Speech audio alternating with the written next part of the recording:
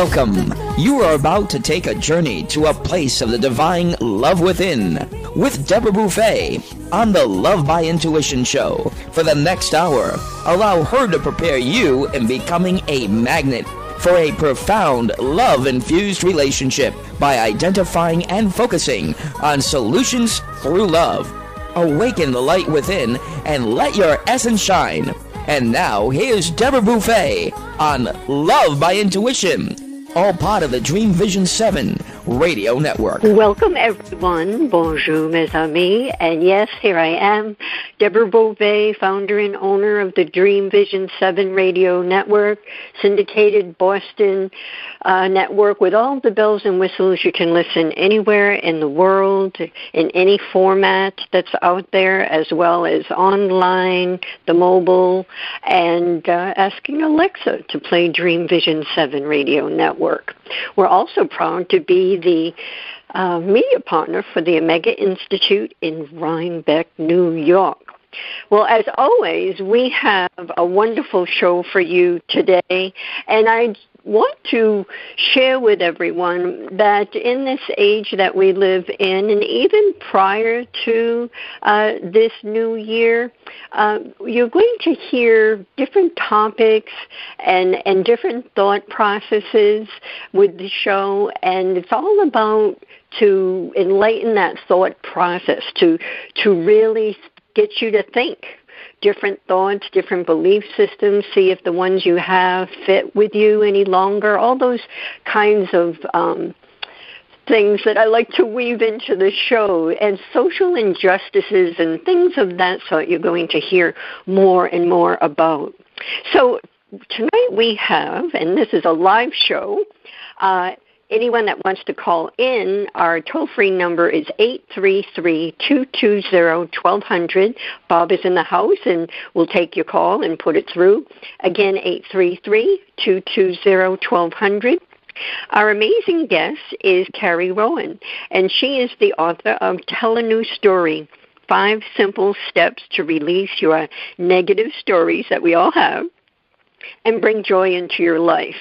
Now, she's also an award-winning singer-songwriter, a certified coach, and I have to laugh at myself, and the founder of the Story Method.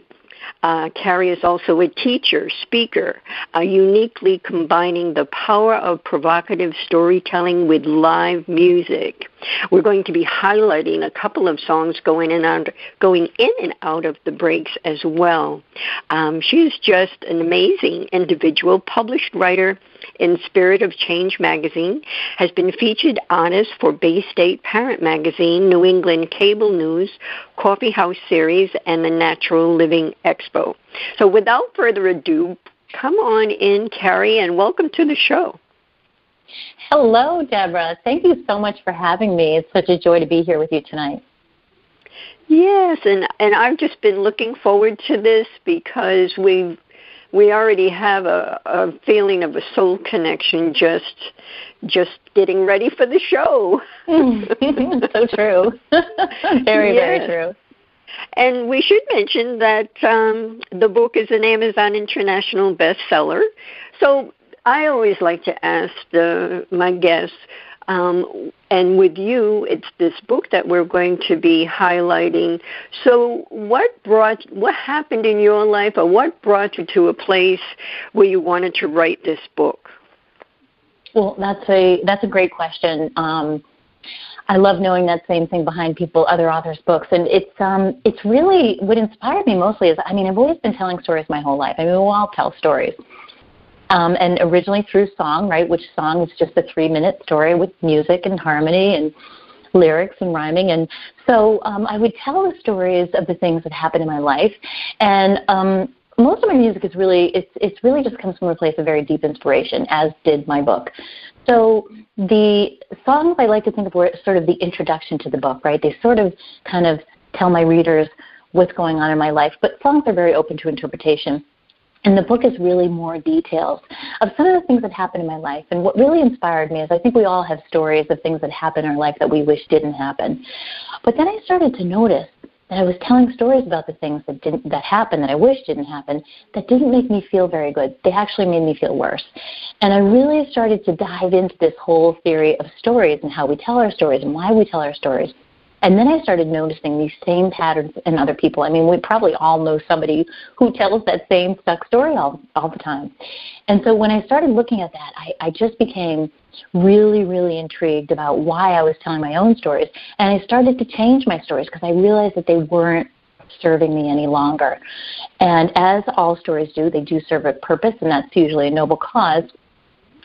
I just wanted to feel better, so I had to look at my stories. I had to rewrite them. And so I brought myself through this whole process first. And I knew I had to share my stories with others because if I could get over some of the things that happened in my life, I knew that I had something that could help and transform other people to change the stories in their life that was no longer serving them. Mm-hmm. Absolutely. And sometimes we embellish those stories. But speak to why does the human race gravitate to the negativity? Is it a feeling? Is it a high?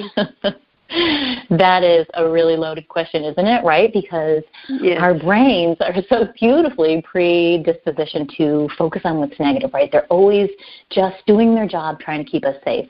And that's a little mantra that I teach some of my students is really just think about the brain as it's doing your job. You can also think about the same thing with your children. They're just doing their job. And so we get focused because that's the way we're built. We're all wired that way for safety because think about it. Back in the caveman ages, when one person in our group became very upset and shocked and something was happening, there was a tiger running towards them, and it alerted the whole group. But we still act with this old software, this old programming, right, in that old reptilian back brain. So because of that, and we haven't sort of had an upgrade in a long time on our software, if you will, we still operate out of that same mode, that same fight or flight. And so that's the negativity bias. That's just the way we're built. And what I talk a lot about is how to break out of that, how to retrain your mind to something different, something better, something that serves us in today's environment where we don't have to worry about tigers in our backyard, most of us anyways. Right. And so what is that? I mean, there's so many avenues to really go within and find your truth and then tweak some things. As I mentioned earlier, coming into the show, we all have these beliefs, these systems that we buy into.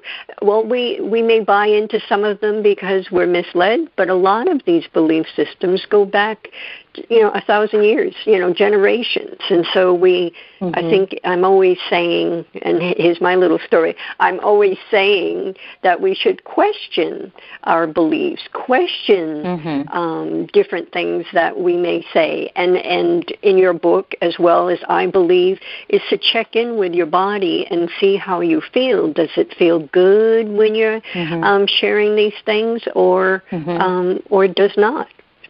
Exactly. It's so true. As you well know. Yes, it so resonates with me, and it does. It goes, storytelling, think about it. It's been back way where we used to draw pictures on caves, right? So telling a story goes way far back. And that's why, stories become so important because stories, like you just said, it's not just a story. We're not just remembering things.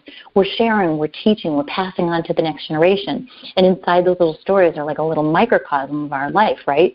They contain those beliefs, mostly a lot of limiting beliefs, and our thoughts and our emotions, and it all gets wrapped up into the story. And like you alluded to earlier, those morph over time. They morph based on who we're talking to, what we're talking about, what our state of mind is. So all these things become a factor when we start to really unravel these stories. And like you said, take a look at our belief systems.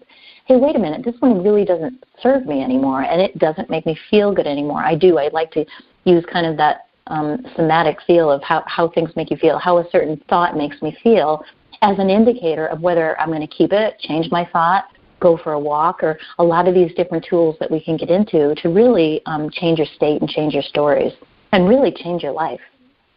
Yes. So I think, share what the first step is for those that may be unaware, although many of the listeners are aware, that once you have that awareness, you can actually listen to yourself. And a lot of times we get surprised after we listen to what's coming out of our mouth.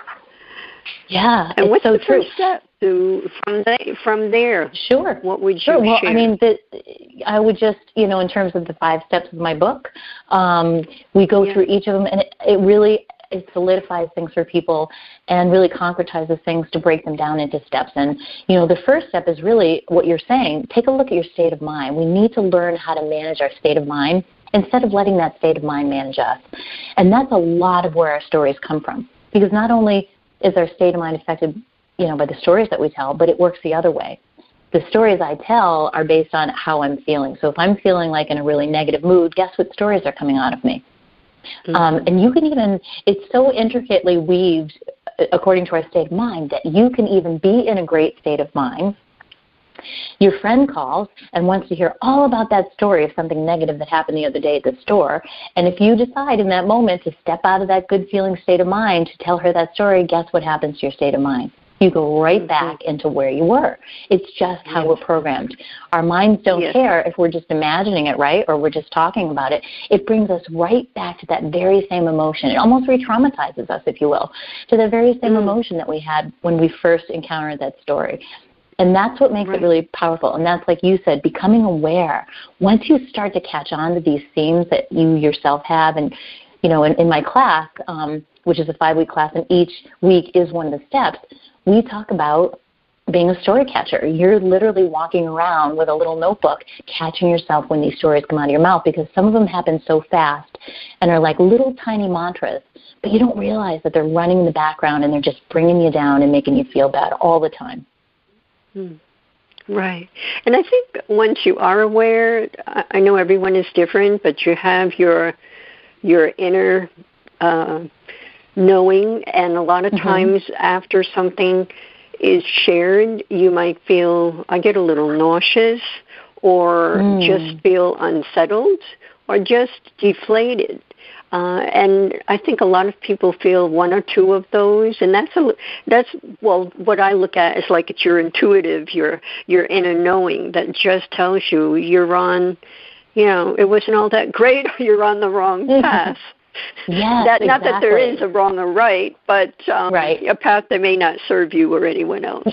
You're not on your intended path, right? You're not intended, really, very good. Right. You're not really hanging out. That's my step number 2, is through intention. But you're not really hanging out where you want to be, where you intend to be, where you want to live your life, where you want to hang out mostly. And that's what I love about this work, is it gives people a second to stop. Like this great big pause that we're in right now. A lot of people have taken the time to go inward and say, wait a minute, was this stuff that I've lost really serving me anyways?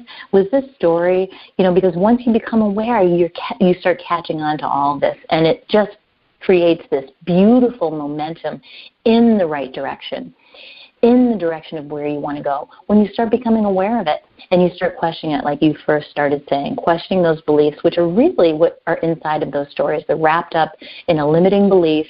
And those are the little tricky ones, the little buggers that are harder to get, those tiny little things that we repeat just to ourselves, maybe not even ever to anybody else.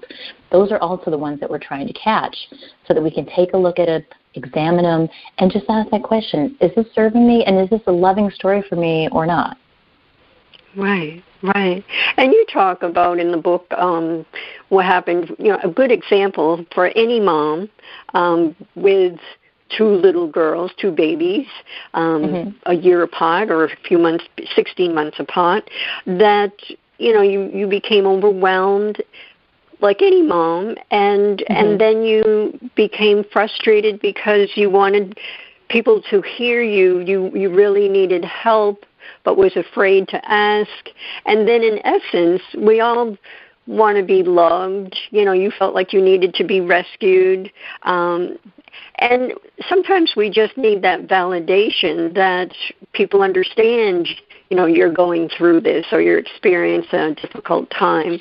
And yet people will talk about the ego, that the validation, Eckhart Tolle will say, wanting validation is really an ego thing, which we know, and yet in the earth world, we do want people to say, hey, you're really doing a great job, and maybe you're not getting that much sleep, and just support. Absolutely. So how do you, everybody, relive back then and how you felt? Yeah, everybody needs that validation. It was hard. It's absolutely hard to be a new mom. There's no owner's manual. I had my kids really, really close together. And as I tell in the story in my book, is that there was some things that happened that I wish didn't happen. It was a traumatic entry into parenthood for us. You might not have gotten to that chapter yet. But so all of this came into play for me. So, and needing validation is great. I think, especially with kids, I always take that step to validate what they're feeling, before I jump into any of my coaching moves. I want to really know and I want to really understand. And I think that's just a beautiful gift that we can give to other people, whether it's their ego or not. I really like to take that step. I think that's really important, especially with younger people. But, then for me, it was understanding why it was hard. And you mentioned, I was too proud. That was the ego to say that I needed help because I'm Wonder Woman, right? Aren't we all? We can just do it all ourselves, right? Yeah. That is that is how I grew up as a middle child. I didn't have a lot of needs because the other two kids in my family, and a lot of the kids around me needed more than I did. So we all adopt our roles, and as the middle kid, I said, I'm going to be the good kid, and I'm going to figure this out. I can figure this out. That was my mantra. I'll figure it out myself. I can figure it out myself. So here I am using a mantra from when I was probably 10. When I'm a grown person, I'll just figure this whole thing out myself. I can do this whole thing myself, right? And so, we get wrapped up into that belief, into that little story I was telling myself.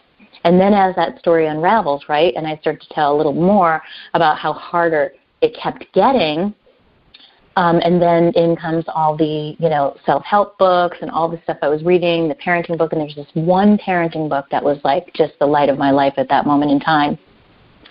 And it was Mary Sheedy Kurchinski on how to parent a spirited child.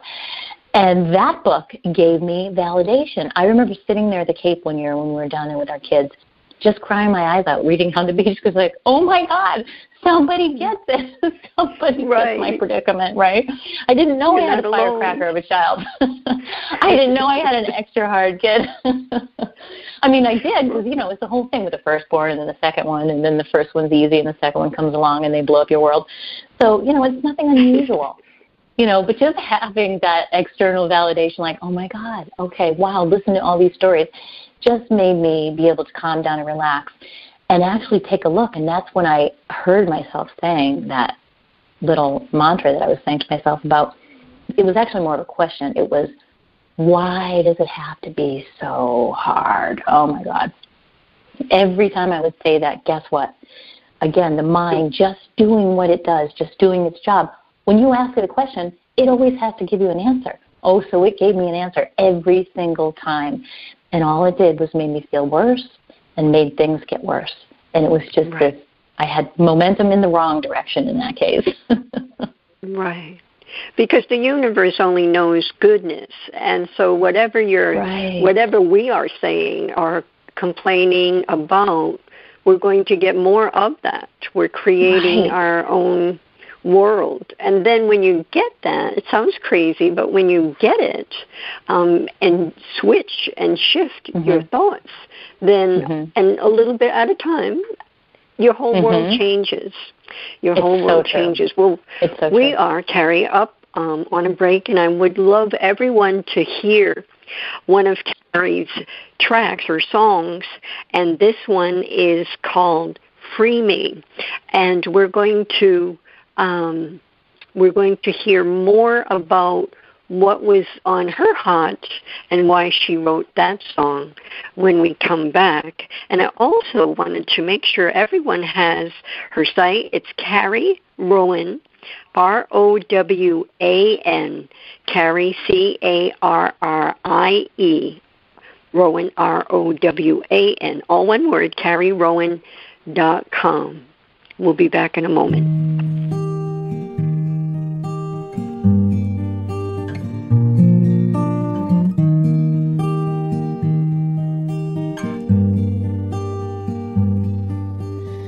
Wash the clouds away from me, the clarity of a breath. Wisdom lives in captivity, silence. since death. Free me, free me. Let go of all the words. Free me, free me. Let me flow within you. Truth can now be heard. Why do I pull away, afraid of all this power? Conscious of my limits, the storm may bring a shower. Free me, free me. Let go of all the words. Free me, free me.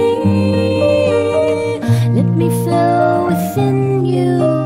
Truth can now be heard. Opening, awakening like a body to the sun.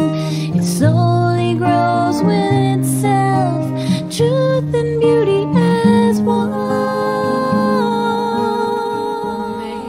Experience a different yet profound healing with Reconnective Healing.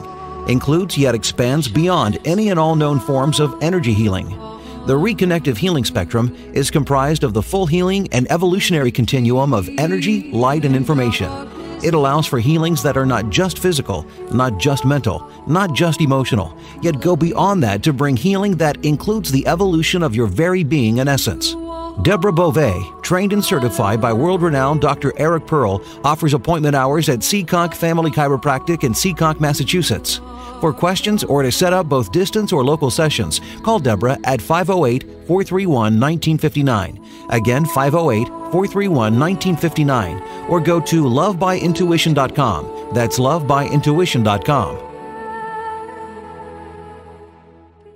Take a journey to a place of the divine love within with Deborah Beauvais on the Love by Intuition show, Monday through Friday at 6 p.m. and 6 a.m. Eastern. Our message is love in the purest form. The light within us all is a guide to recall our beginning, to learn to love self and humankind, and to feel the higher power of our own divinity. To attract love, one needs to be love. Come join us and step into this glorious vibration called love.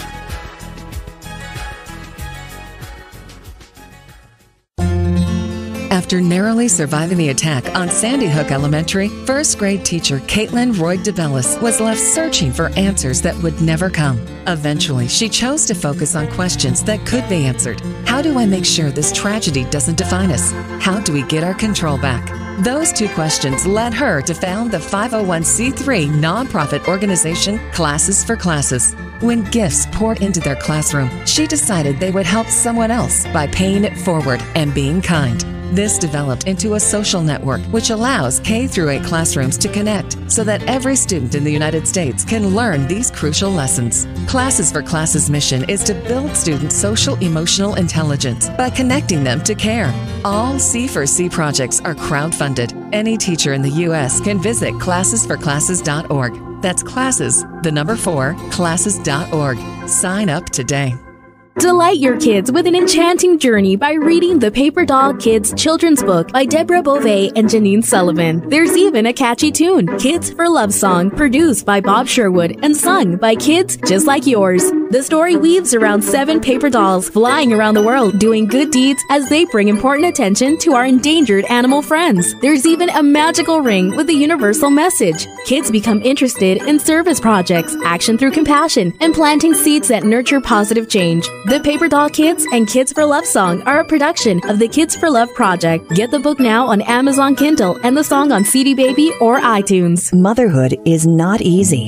It's one of the hardest jobs in the world. Yet mothers receive so little support, even in spiritual communities where motherhood is often more valued. What if you could always feel capable of handling the rigors and demands of being a mother in today's world? What if you could let go of feeling like you're alone and don't have support? What if you could let go of your fears that you're going to get it all wrong, make a mistake, or raise your child that repeats all the mistakes that you've experienced? Experience the mothering movement and open your heart to mothering and being mothered in a way that allows acceptance, forgiveness, and vision for the future. Go to 1111mag.com and join the Mothering Movement course. Looking for a fun and relaxing getaway? Omega Rest and Rejuvenation Retreats are a great way to unwind and renew your spirit. You can stretch your body, quiet your mind, and do as much or as little as you choose. Join us in May and we'll waive the daily fees. Located in Rhinebeck, in New York's beautiful Hudson Valley, Omega's natural environment and quiet pace allow for extraordinary experiences to unfold. Learn more at eomega.org or call 877-944-2002. That's 877-944-2002. This is Dream Vision 7 Radio Network, uniting mankind with universal love. Our shows are created from the heart, bringing each listener to a place of divine enlightenment. Breathe, relax, and enjoy. Let life flow.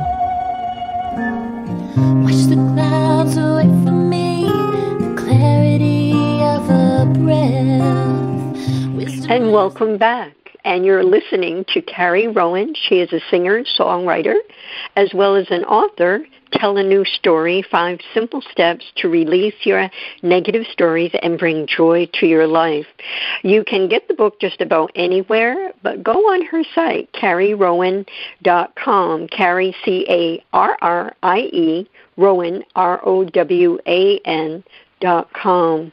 And she is a beautiful, your voice, Carrie, is soft yet clear, and you can just feel the love emanating from you and through your voice. Thank you. That's the biggest compliment. Oh, you're welcome, and also deserving. So I know that music, you have found that music can nurture, can comfort, can bring you to a whole new place. So tell us where you were and what you were feeling when you wrote Free Me, because that's one of my favorites. Oh, it's so funny that I picked that one. No coincidence. Yes. So, yes, I was actually having a quiet moment to myself in the bathtub. Yes, that's where I wrote that song. I don't think I've ever told anybody that before. But I was just starting to get into meditation. You can hear the flowingness of it. I was just starting to get into meditation. And really, if you listen to the words of that song, it's all about letting go of all the words, right? And just being free from all of this, as you mentioned, earthly stuff that we get wound up with. And just getting to that quiet, still place. And as that song unfolds, it tells more of the story about going within and listening to my own quiet self, and that is where all the truth is. It talks about truth and beauty as one, and just finding those beautiful moments that are right there within ourselves when we find the time to quiet our minds, which is super important. And as you're reading my book, you know how much I love meditation, so it was a nice way to weave it, all into the book. Yes, and I love that you have meditations after the chapters, and that's real, and giving people the idea of once you start meditating, then you can do quick 5-minute pick-me-ups in the afternoon. Just get away from the computer or whatever you're doing and just sit and quiet that mind. So let me ask you, what is it that you love about meditation? Well, there's so many things I love about it. And, I love all the health benefits, of course. We're calming our nervous system, calming that amygdala. There's just so many health benefits. We know physically, mentally. It's going to improve your sleep. It's going to improve your sex life. It's going to improve basically every aspect and every relationship within your life. But what I love most about meditation, and the way I like to describe it, is I love the space that it creates in me. So by just quieting your mind, you start to, and as you do it over time, because it is practice, you start to create more and more space within yourself, in your mind, and also within your body. And the beauty that space brings you is it gives you the opportunity to choose, right? So when we're in this crazy world that we're in right now with all this anxiety and everybody's all hyped up, and it's just it's fight or flight constantly. When you're meditating, you have that space. When you create that space, you get to bring it with you wherever you go. So you're creating that moment in time that you get to choose your reaction, right? Instead of these knee-jerk reactions, which are automatically programmed, right? That's our subconscious mind coming out with our automatic patterns and programming of the way we usually react and where we usually hang out from an emotional standpoint. But meditating gives us a chance to respond. We have that moment to make a conscious choice. How do I want to respond to this situation or this person or this Facebook post or whatever it is? And that's what I love most, is that space that you're creating within yourself. It's like a wave of calm that you get to bring, as we say in yoga, off the mat with you, right? So, you know, even though you've meditated this morning, you're going to carry that around with you. And the more you meditate, the more it accumulates, the more your stress falls off of you, and you're just creating more space. And that I love so much about meditation. And I'll also give you a quick little analogy that people really like, that one of my meditation teachers had said in our class. She said, it's like, if you're anything like me, if you look at my computer right now, I think I have 15 windows open. I don't know if you operate like that, but I always have everything open because then I know where I was, what I was doing on each page, right? I got to finish this later. I got to get back to this. So that's right. Meditation, right? So if you think of meditation like this, because sometimes it gets overcomplicated and people get scared about it because they're not really sure if they're any good at it. So you are good at it. It's this easy. It's just like you're going in and closing those windows. You know how you might go to write an email and you have so many windows open. It's taxing that RAM, that short-term memory, and you're trying to type an email and like every other, you're typing fast, but it's going so slow on the screen because it's so bogged down. And, of course, invariably, one of my teens will come in and go, Mom, what are you doing? You have so many windows open. You got to close those down. That's why it's not working. So I start closing my windows down, and guess what happens? Oh, it's typing just as it's coming onto the screen as fast as I'm typing. So the same thing happens with meditation, right? Meditation is nothing more than bringing up that window and Xing out of it. You're bringing up that stress that you've been carrying around with you that you didn't even know you had, and you're Xing out of it. So the more you call stuff up and X out of it, your level of stress is just going down and down, and that's why it's cumulative. The more you do it, the deeper you go, and things come up, and you just X out of them. And I just love that analogy for meditation because I know a lot of people can relate to that. Right. That's beautiful and beautifully said.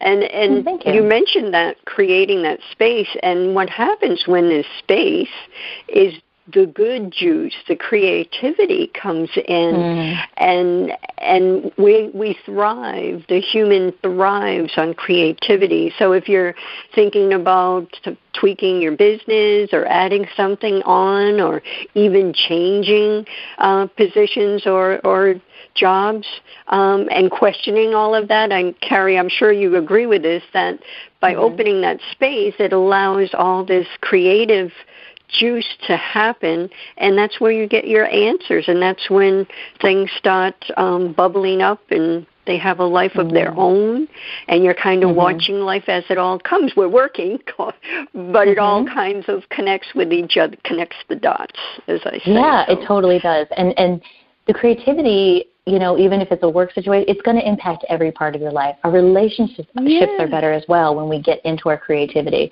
Because when we're creating, that's what we came here to do, right? We came here to create. We came to be joyful beings. And if we're not creating in some way, shape, or form, for somebody that might be cooking in the kitchen, right? For somebody else, it might be writing a poem. And for somebody else, it's pulling out their paints that they haven't done since they were a teenager. So, I mean, it's so different. But just tapping into that, because that's who we really are. You know, and I love the way you put that. Yes, thanks. Yes. So tell us a few tips for every day, how to feel better. And I'd like to also mention that those that need coffee in the morning, when you do that meditation, it gives such clarity and a boost. And the more you do that, we connect with our God source, which is who we are, the source, and it just propels you for the day. But what I liked of what you had said is that in that afternoon to just take 5 minutes, walk away from the computer and give yourself a little jazz, you know? Totally. It's totally something we need. I mean, I think we don't give ourselves enough breaks, you know. And those days where we have no breaks are the days where we're most harried. We're not in our best state of mind. We don't enter the next transition with a great intention. We're just rushing through it all. And so I think having a break, you bring up a really good point, is a really good thing. And meditation can be just that, or maybe it's a 5-minute break to find one good thing that you feel good about. But let me give you 3 tips. How about that? 3 tips if you're struggling to feel better. These are 3 easy things that you can do. And just talking about meditation, I'm just going to rally into that by saying a morning routine is my number 1 recommendation, a non-negotiable morning routine. And why is that important? Because I find a lot of times where people are chasing mindset as opposed to getting out ahead of mindset. And when you set it first thing in the morning and get ahead of mindset, it's so much easier than chasing mindset, isn't it? So, I mean, I'm going to back it all the way up to upstairs in the bed before I even get down here into my office and do my routine. When I first notice that I'm awake and conscious in my bed, the first thing that I do is to find one thing. And it just, whatever pops into my mind first is the right thing. There is no right or wrong. Maybe it's my pillow, my new pillow that I got from my chiropractor. I love that thing. It is amazing. I squish it. I can hug it. I can tell it thank you for the great night's sleep. My neck is better.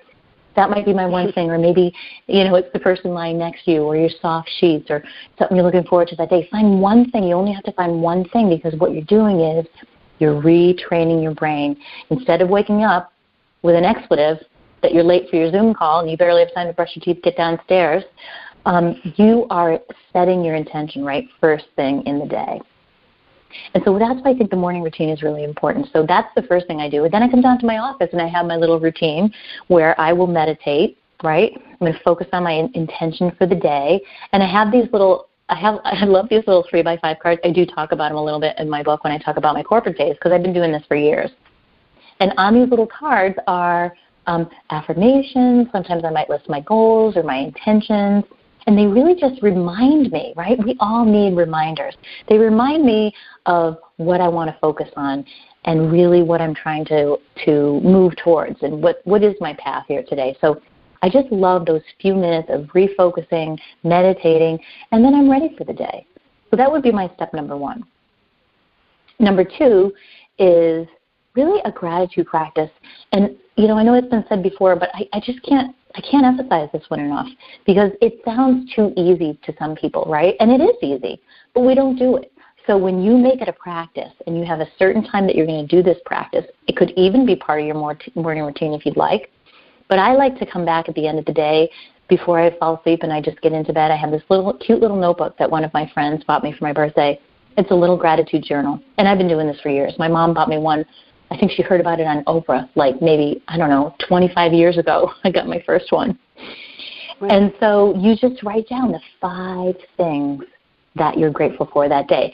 So each day it's going to be something different. You know, whatever happened in that day that made me feel grateful for a certain thing. And I love it because it's super powerful, and it also puts yourself in the right mindset before you fall asleep. And I mentioned Oprah, and I'm just going to say that I've heard her on interviews before say the number 1 thing that she knows for sure that changed her life the most is a gratitude practice. Every single night she writes those 5 things down. And there's something magical, right, in handwriting it down with a pen and, right, making a note of it. I mean, if I'm, somewhere else and I don't have my book with me, I will sit there and go through it in my mind anyways. So there's always a way to feel a little gratitude, right? And then the nice thing about that is you can also use that gratitude practice in the middle of the day. When things are hitting the fan and it's not going the way you had hoped it would, you can take that 5-minute break or even a 2-minute break and just say to yourself, hold on, what are 2 things that I'm grateful for right in this moment? Because, again, we always have to stay on top of that mind, right? That mind is always going to try to pull us back into the negativity and all those stories. See, I told you it wasn't good today. See, we can't get anything right over here. All those little stories that come out, right? Yeah. And getting out ahead of that, you're squelching those little voices before they even have a chance to get loud in your head. Yes. Now hold off on number 3. If we may, we're going to take our break. We're going to hear the second song, Take It Back. So off we go with Take It Back.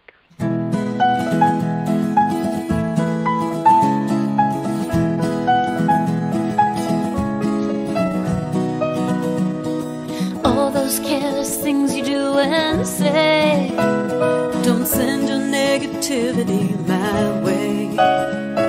Your words are creeping underneath my skin. I'm learning not to let your darkness in. I'm gonna take it, I'm gonna take it back. You don't have the power to bring me down.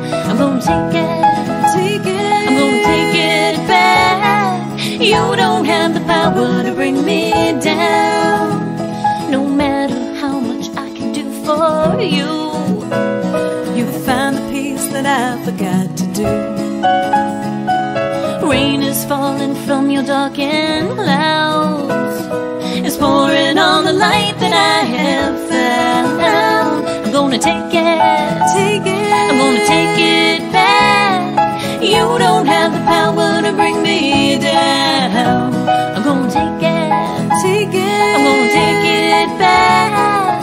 You don't have the power to bring me down. I realize now that I can decide whether or not to let it inside. I won't feel good most of the time.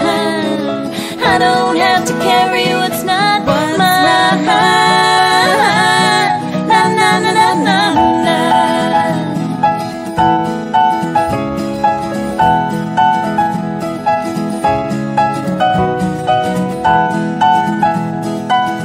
Take a journey to a place of the divine love within with Deborah Beauvais on the Love by Intuition Show, Monday through Friday at 6 p.m. and 6 a.m. Eastern. Our message is love in the purest form. The light within us all is a guide to recall our beginning, to learn to love self and humankind, and to feel the higher power of our own divinity. To attract love, one needs to be love. Come join us and step into this glorious vibration called love.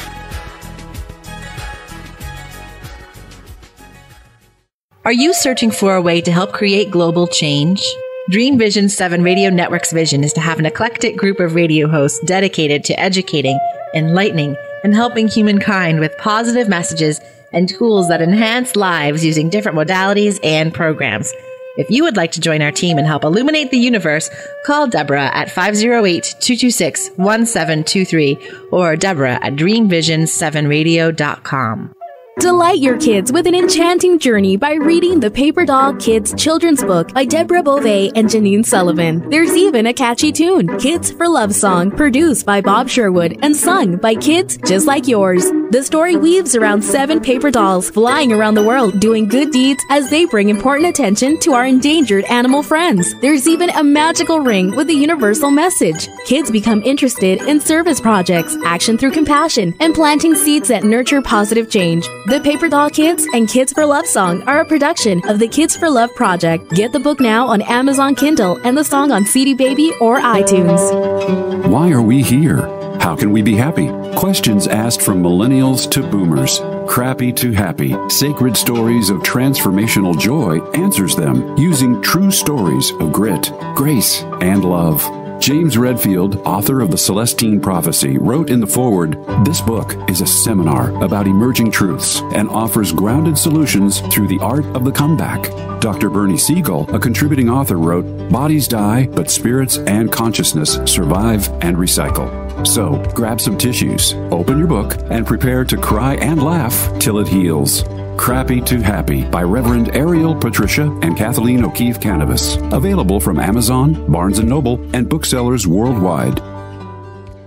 It's a child's job to play, to learn, and to have fun. It's an adult's job to keep them safe. Did you know that 1 in 4 girls and 1 in 6 boys will be sexually abused before the age of 18? Every day, families enter the Children's Advocacy Center because a child's courage to tell someone what happened to them. Keeping our children safe starts with a conversation. This is Michelle Aranger, Executive Director of the Children's Advocacy Center. Learn more on how to keep your child safe. Visit cacofbc.org. This message made possible by the Fall River Rotary Club. This is Dream Vision 7 Radio Network, uniting mankind with universal love. Our shows are created from the heart, bringing each listener to a place of divine enlightenment. Breathe, relax, and enjoy. Let life flow.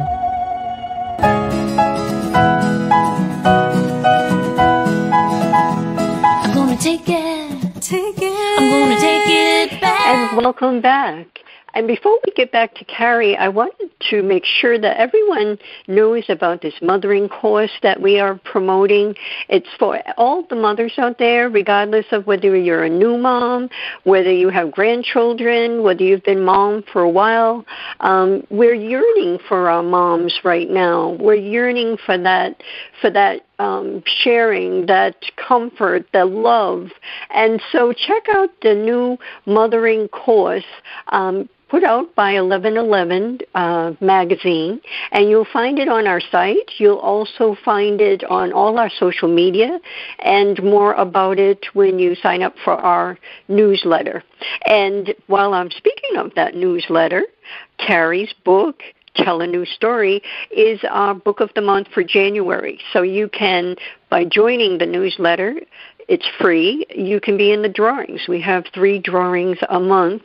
And also, just to remind everybody, go on CarrieRowan.com and learn more about her. So, Carrie, tell us how you or where you were in your mind or in your emotional state when you wrote Take It Back. Well, I was really just feeling kind of frustrated from always, trying to lift situations up and, after a while, sometimes we get a little frustrated with the little black cloud stories, I'm going to call them. In my book, I call them the little black cloud stories. It's this dark little cloud that follows some people around, and when you operate and start getting a feel of that higher vibration, feeling better all the time, the feeling that you get from meditation, sometimes we bump against those other people and it just doesn't feel good. And this is kind of what that story is talking about. It's like, wait a second here. You don't have the power to take that. Without saying it, Take It Back is talking obviously about taking my power back. And nobody has the power to take that from us unless we choose to give it to them. And that's really the message of this song that feels super empowering. And it says right in it, I want to feel good most of the time, right? Right. And that's what we all desire. Yeah, that's what we all desire. And so it's talking about that process. And that song is in the book as well.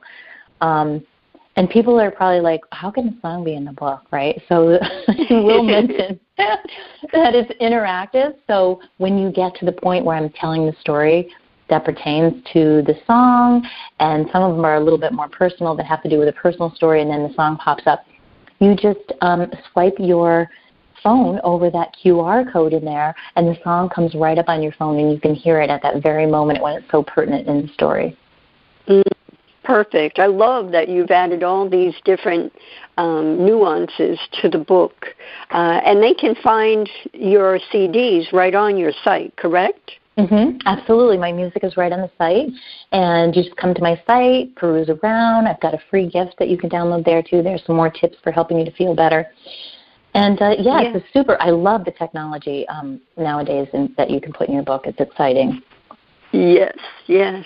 And everyone that listens to Dream Vision's Divine Music Sundays will actually hear all of Carrie's music there, and beautiful harmonizing as well. I just love it. I perk up when one of the songs come on Sunday. Well, thank you. Thank you, friend. We're honored to be on your station. Yes, when it's worldwide, you never know what happens. Okay. You don't. I love worldwide. There's a story about a gentleman on the West Coast that got contacted by someone in Europe because of the song, and it went ways that he didn't ever imagine. Yeah. So okay. I love that. I'm sorry? I just said that's magical. I love that story. It is. He was so excited, and we were too. Okay, so we were talking about the tips, and I want to be sure that we get into the third one and explain that, please, Carrie. Absolutely. So the third one is a great way to change your mindset pretty quickly. And I love using this one. We talked about the other two things, we're really using our mind. And this one is to use your body. You can use your body to change your state of mind. And I love this one. And it's super powerful. I had mentioned before, if you're in the middle of something and you're feeling overwhelmed, it's a great time to take a little physical break, right? Go outside for a walk. And again, it sounds easy, but the beauty behind a brisk walk is the way we're swinging our arms right back and forth. We're actually recrossing our energy patterns to give us more energy. So using our body and really just tuning into what works for us, so you have your own little recipe of things that you can go to when you start feeling like you're going down that rat hole of not good thinking, your mindset feels off, you just feel irritated and agitated. That's the time to try to use your body to change your mind. Another thing that you can do that's really fun is to do a little dance party for one. And a lot of times in my classes, I will start our class with popping on a song and everybody gets up and we groove. Because that is just going to shoot your energy level through the roof. It resets all your cells in your body and everything is just ready. And again, like before, we're creating more space with this. We're freeing ourselves, we're dropping all of that negative energy, and we're literally lifting our vibration according to the vibration of that music, which is why I always pick something that's of high vibration.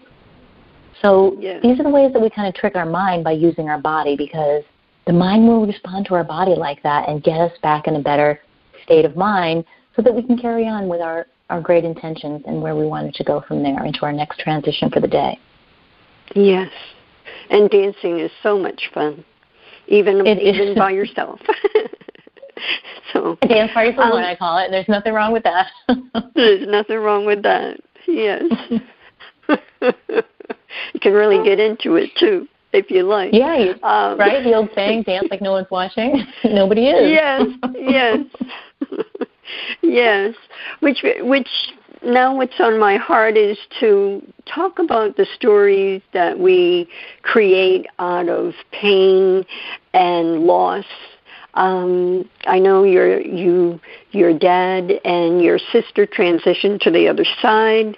I relate to that because we've had that in our family, and with your dad and my late husband, it was all an accident. So it was the shock of something happening. But we've had both sides, and I have to say that shock of 1 minute they're there and the next minute they're gone to a higher realm or wherever they are. The veil is so thin these days. They're with us. But I know you had a really challenging time, as I did. I say it took me 20 years, and it's still, I have to say, I've had this big, humongous awakening where it came to a head, and it's been decades. So, wow. So I feel when I read that, I just feel for you and your family and understand how you were crushed from that. So your music, I have to say, your music must have soothed your soul. Oh, my music was it was my balm. I mean, I sometimes think, I don't know what I would have done if I didn't have my music, because it was right after my dad died, and he was my biggest fan for sure. He would always be the one to call me when my girls were really small and babies, and be like, "Hey, how's it going? Are you writing?" "No, Dad, I don't even have time to get out and do. I'm not writing." No, you got to write. You got to write. That's your gift. You got to keep writing, Carrie. You got to keep writing songs. And so I didn't have these albums when he was around. I had my small little. I had a couple songs, but barely enough to have play a full set. So after he passed, I picked up guitar. So I didn't learn to. I played piano as a young child, and then I didn't know how to play guitar. So I was like, you know what? I'm just going to do that. I think it's going to be great for me. It's going to get me thinking about something different and using my mind in a new way, and I think it'll be good for this grief that I'm feeling. And it all sort of came together, and then that with journaling, these songs just started pouring out of me. They were just my heart opening. And I often refer to my Almost Home, my first CD, as my heart wrapped in cellophane, because that was truly my heart, and a lot of it was my grief. They're not all sad songs, and even some of them that are sad, you sort of don't even know it because of the way the song just came about. But it's high joy, and it's just experiencing every single other emotion on the planet within this. And when people listen to this that have been through something, they just get it on this other level. Like you said, it really resonated with you, when you've been through it, only somebody else can understand it. So that's the beauty of the music. And my whole mission was that if I could share what I was going through, and maybe that could help somebody else, because my songs always have a positive resolution, or in the bridge I ask a question that changes everything. So, amidst the sadness was always looking for something happy, or trying to look for something positive, if you can, out of that kind of a situation. And for me, I talk about polishing your pearls in the book. I don't know if you got to that section yet, but that's what my songs are. They're my little pearls. When life throws you slimy oysters, we know what to do with lemons when it throws us lemons, but what about the slimy oysters when they're coming at you? So what you do is you go in and you look for the pearls, and you got to polish those pearls up, because they don't look very good until they're polished. And so that's what I tell my students. You got to look at your problems as your biggest gifts in life. And not that I would, we can't change the past, right? The only thing we can do is change our mind about it. And so I can look back and say, hey, all this beautiful music came out of those tragedies, and maybe that was the message that I was supposed to give to the world. Maybe that's the most positive thing that I can get out of that. And so we look for those things that lift us up, that bring us back to our creativity. And for me, at the time, that was my music, for sure. Right. It was my saving grace. Right. And you learn, it takes time, but you learn to see the gift that is received, and that is the time that you had, however many years it is, even if it's, 5 years that you have with the loved one, you had the 5 years, and the gifts that they leave with us. And then also with time, the things that we choose to, the directions we go in. Like if I can't imagine ever having an internet radio station if Rick was still here, but here it is. And so with that, we're just going to go out because time is flying. Thank you so much, Carrie, for coming on. I'd love to have you back. We have so much that we can talk and share about. So I'll connect with you, and you'll come back, I'm sure. That sounds wonderful. I would love to. I so appreciate being on your amazing show. Thank you so much, Deborah. Thank you, Carrie. And for everyone listening, listen again and take those nuggets of wisdom and apply them to your life, and get into meditating every day, little bit by little bit, first thing in the morning. And until then, till next time we come together, au revoir. Are you seeking a clearer path to love? Then tune in to the Love by Intuition show next week. All designed to your highest good. To contact Deborah Buffet, owner of Empowered Connections, call her at 508-226-1723. That's 508-226-1723. Or link on to lovebyintuition.com. Remember, we are all one, and we are all part of the miracle of love.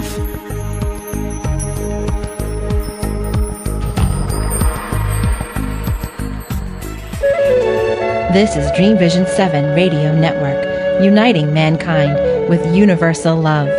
Our shows are created from the heart, bringing each listener to a place of divine enlightenment. Breathe, relax, and enjoy. Let life flow.